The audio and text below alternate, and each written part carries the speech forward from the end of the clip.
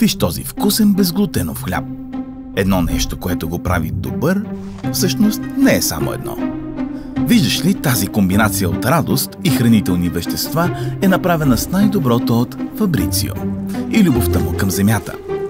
С най-доброто от всички наши фермери и точните им погледи. С най-добрите сълзи и най-доброто опрашване. Направено е с най-доброто. Занеси това перфектно семе на Лаура. Най-доброто от мечтите и най-доброто от шепота. Ти и аз ще променим света. Замесен от любящи ръце с почет към хляба. С най-доброто от уау и с най-доброто от тишината.